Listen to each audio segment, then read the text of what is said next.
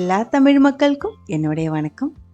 மாந்தல் மீன் ரொம்ப ஈஸியாக எப்படி க்ளீன் பண்ணி எடுத்துக்கலாம் தான் இன்றைக்கி நம்ம பார்க்க போகிறது.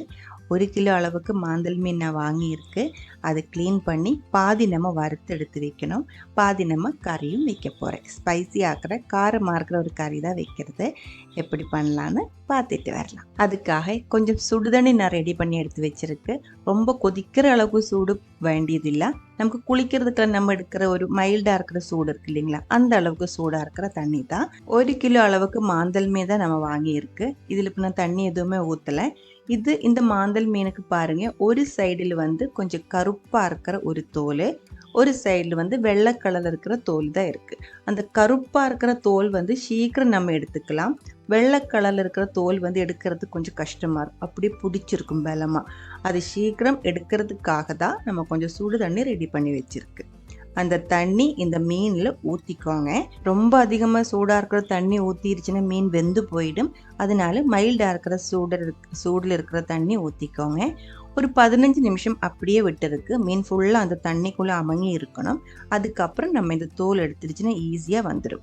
ரொம்ப பெரிய மாந்தல் மீனாக இருக்குது, ரொம்ப கட்டியாக இருக்கிற மீனாக இருக்குது அப்படின்னா ஒரு 20-25 நிமிஷம் நீங்கள் இப்படியே சுடுதண்ணிக்குள்ளேயே விட்டுக்கோங்க. அதுக்கப்புறம் நம்ம இதை க்ளீன் பண்ணி எடுத்துக்கலாம். இப்போ நான் ஒரு 15 நிமிஷம் அப்படியே விட்டுட்டேன். தண்ணியோட சூடு வந்து லைட்டாக ஆறிடுச்சு.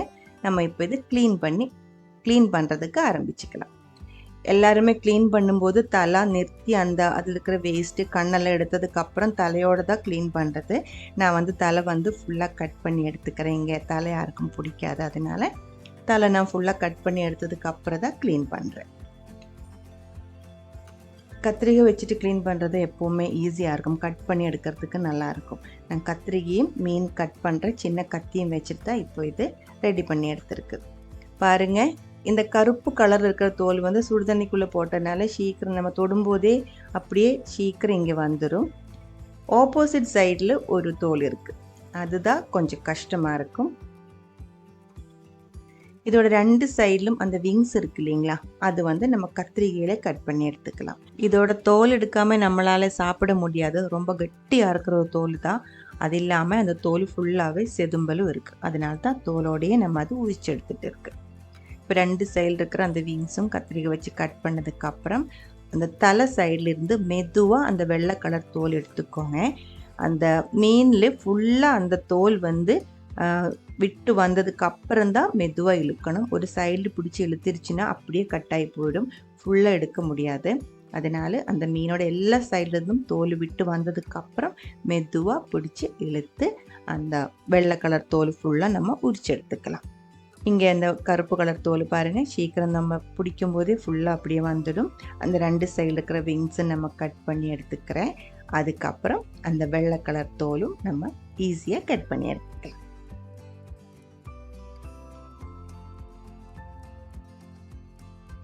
இப்படி இழுக்கும்போது தான் கவனமாக இருக்கணும். ஒரு சின்ன பீஸ் வந்து கையில் கிடச்ச உடனே பிடிச்சி பலமாக இழுக்கக்கூடாது.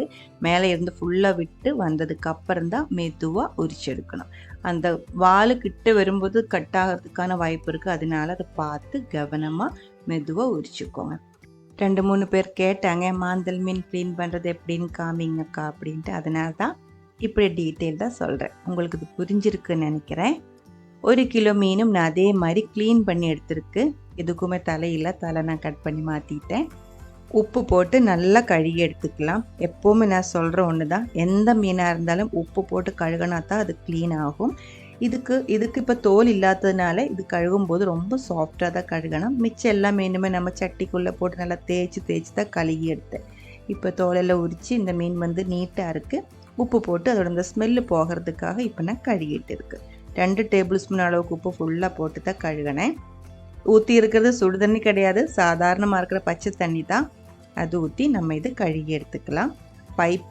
பைப்புக்கு முன்னாடியே பிடிச்சி நல்லா கழுகி எடுக்க வேண்டியது. இது இப்போ நான் உங்களை காமிக்கிறதுக்காக கேமராக்கு முன்னாடி உட்காந்து செய்கிறதுனால தான் இந்த மாதிரி பாத்திரத்தில் தண்ணி ஊற்றி கழுகிட்டு இருக்குது. இந்த தண்ணி கொட்டிட்டு மறுபடியும் அதே மாதிரி நம்ம ஒரு 2-3 டைம் நல்லா கழுகி எடுத்துக்கலாம்.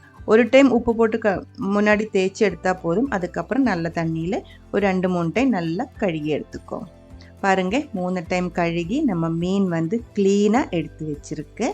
இதில் பாதி நம்ம இப்போ வறுத்து எடுத்துக்கலாம், பாதி நம்ம கொஞ்சம் காரமாக இருக்கிற ஒரு கறியும் வச்சுக்கலாம். முதல்ல வறுத்தெடுத்துக்கலாம். அதுக்கான மசாலா ரெடி பண்ணிடலாம். 2.5 டீஸ்பூன் ஃபுல்லாகவே ரெட் சில்லி பவுடர் வரமிளகாய் தூள், 3/4 டீஸ்பூன் ஃபுல்லாக பெப்பர் பவுடர், 1/2 டீஸ்பூன் அளவுக்கு மஞ்சத்தூள், தேவையான அளவுக்கு உப்பு 1/2 டீஸ்பூன் அளவுக்கு சேர்த்துருக்கு, 1 teaspoon lemon juice, 1/2 teaspoon ginger garlic paste சேர்த்துருக்கு.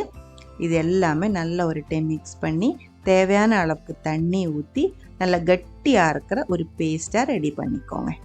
ரொம்ப தண்ணியாகி போகக்கூடாது, கொஞ்சம் கட்டியாக இருக்கணும். அதுக்கப்புறம் நம்ம எடுத்து வச்ச மீன்லேருந்து பாதி கட் பண்ணல, அப்படியே முழுசாக எடுத்துருக்கு. மசாலா நல்லா தேய்ச்சி விட்டுக்கோங்க.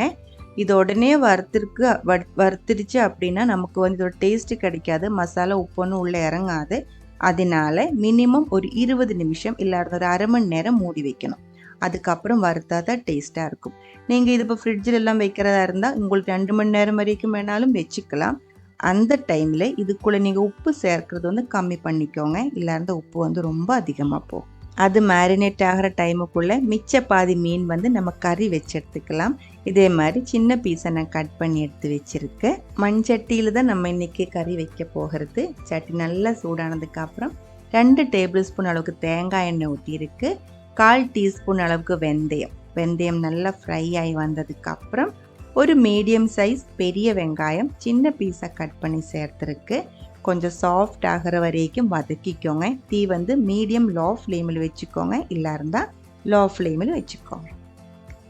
அதுக்கப்புறம் 2-3 பச்சை மிளகாய், ஒரு பெரிய சைஸ் தக்காளி அதுவும் சின்ன பீஸாக கட் பண்ணி சேர்த்து நல்லா வதக்கிக்கோங்க. கொஞ்ச நேரம் மூடி வச்சுக்கலாம். தக்காளி நல்லா வேகட்டும், வேகிற வரைக்கும் மூடி வச்சுக்கோங்க. இடையில ஓப்பன் பண்ணி பாருங்கள் அடி பிடிக்காமல் இருக்கிறதுக்கு. தக்காளி நல்லா வெந்ததுக்கப்புறம் 4 டீஸ்பூன் ஃபுல்லாகவே வரமிளகாய் பவுடர், 1/2 டீஸ்பூன் மல்லித்தூள், 1/2 டீஸ்பூன் மஞ்சத்தூள், 1/4 டீஸ்பூன் வெந்தய பவுடர். 1/4 டீஸ்பூன் வெந்தயம் நம்ம எண்ணெயில் நம்ம தாளிச்சிருக்கு. இப்போ வந்து 1/4 டீஸ்பூன் பவுடரும் சேர்த்துருக்கு. அதுக்கு மேலே சேர்க்காதீங்க, சேர்த்துருச்சுன்னா கசப்படிக்கும். நல்லா ஒரு டைம் மிக்ஸ் பண்ணி கொஞ்சம் மூடி வச்சு ஆவி வந்ததுக்கப்புறம் அதில் தேவையான அளவுக்கு தண்ணி ஊற்றிக்கோங்க. நான் இப்போ ஒரு அப்ராக்சிமேட்டாக 2 கப் அளவுக்கு தண்ணி ஊற்றிருக்கு. கொஞ்சம் உப்பும் போட்டு ஊற வச்ச 2 பெரிய பீஸ் கொடைப்புளி சின்ன பீஸை கட் பண்ணி சேர்த்துருக்கு. கொடைப்புளியை வேணுன்ட்டு இல்லை, நீங்கள் ரசத்துக்கெல்லாம் சேர்க்குற புளி இருக்கு இல்லைங்களா, அதோட ஜூஸ் ஊற்றினாலும் போதும். நல்லா கொதிச்சிருச்சு. இப்போ நம்ம இதில் நிறைய கறிவேப்பிலை சேர்த்துக்கோங்க. நல்லா ஃப்ரெஷ்ஷாக இருக்கிற மணமாக இருக்கிற கறிவேப்பிலை சேர்த்துக்கோங்க. இதோட உப்பு புளிப்பு செக் பண்ணணும். அதே மாதிரி இது வந்து தண்ணி மாதிரியாக இருந்தால் கொஞ்சம் கொதித்து வற்றி கொஞ்சம் திக்காக ஆரம்பிக்கணும். எல்லாம் கரெக்டானதுக்கு அப்புறம் தான் மீன் இதில் சேர்க்கணும். இதில் வந்து உப்பு புளிப்பு கொஞ்சம் அதிகமாக இருந்தாலும் ஒன்றும் ப்ராப்ளம் இல்லை. நம்ம மீன் இதில் சேர்க்கும்போது அந்த அதிகமாக இருக்கிற உப்பு புளிப்பு வந்து மீன் எடுத்துடும். அப்போ வந்து கறியோட டேஸ்ட் வந்து கரெக்டாக கிடைக்கும். மீன் நான் இப்போ இதில் சேர்த்துருக்கு. எல்லாமே பர்ஃபெக்டான ஒரு டேஸ்ட்டு கொதித்து ரெடியானதுக்கு அப்புறம் தான் மீன் சேர்த்துருக்கு. இந்த மீன் வந்து சீக்கிரம் வெந்துடும். அதனால தான் முதல்ல நம்ம கறியோட அந்த கன்சிஸ்டன்சி டேஸ்ட்டில் அட்ஜஸ்ட் பண்ணதுக்கப்புறம் இந்த மாந்தல் மீன் சேர்த்துருக்கு. மாந்தல் மீன் சேர்த்ததுக்கப்புறம் ரொம்ப வந்து கலக்கி விடக்கூடாது. ரொம்ப மெதுவாக சைடில் இருந்து தான் இது வந்து மிக்ஸ் பண்ணணும். இல்லை இருந்தால் அது சீக்கிரம் வந்து அந்த முள் இருக்கு இல்லைங்களா, அதிலிருந்து விட்டு வந்துடும். ரொம்ப அதில் மிக்ஸ் ஆகி போயிடும். பீஸாக லாஸ்ட் நமக்கு கிடைக்காம போயிடும். இது ஒரு மீடியம் சைஸ் மாந்தல் மீனாக இருந்துச்சு. அதனால ஒரு 5 நிமிஷத்துக்குள்ளே நல்லா வெந்து கிடச்சிருச்சு. நான் வந்து தீ ஆஃப் பண்ணிட்டேன். ரொம்ப சின்ன மீனாக இருந்தால் நம்ம இது கொதிக்கிற அந்த கறிக்குள்ளே போடும்போதே ஒரு 2 நிமிஷத்துக்குள்ளே வெந்து கிடச்சிடும். இன்னும் கொஞ்சம் பெரிய மீனாக இருந்தால் இன்னும் கொஞ்சம் டைம் அதிகமாகும். அதெல்லாம் நல்லா பார்த்து பண்ணிக்கோங்க. இந்த கறி சாதம் கூடயும் சப்பாத்தி பரோட்டா தோசை கூடலாம் சூப்பராக மேட்ச் ஆகும். அரை மணி நேரம் ஆயிடுச்சு. நம்ம மேரினேட் பண்ணி வச்ச மீன் கூடி நம்ம வறுத்து எடுத்துக்கலாம். தவை சூடு பண்ணி தேங்காய் எண்ணெய் தான் ஊற்றிருக்கு, நீங்கள் ஆயில் கூடி ஊற்றிக்கலாம். அதில் டீ அட்ஜஸ்ட் பண்ணி எல்லா இடமுமே ஒரே மாதிரி வர்ற மாதிரி மாற்றி வச்சு நல்லா வறுத்து எடுத்துக்கோங்க. மீனோட நிறைய ரெசிபீஸ் நம்ம டீட்டெயில்டாக அப்லோட் பண்ணியிருக்கு. அதனால தான் இது வந்து ரொம்ப ஃபாஸ்ட்டாக சொல்லியிருக்கு. உங்களுக்கு டவுட் இருந்தால் கமெண்ட்ஸில் கேட்டுக்கோங்க. இந்த சமையல் பிடிக்கிற ஃப்ரெண்ட்ஸுக்கு மறக்காமல் ஷேர் பண்ணி விட்டுக்கோங்க. நீங்கள் இது வரைக்கும் நம்ம சேனலுக்கு கொடுத்துட்ருக்கிற சப்போர்ட்டுக்கு ரொம்ப ரொம்ப நன்றி. உடனே பார்க்கலாம் இன்னொரு ரெசிபியோட. அது வரைக்கும் வணக்கம்.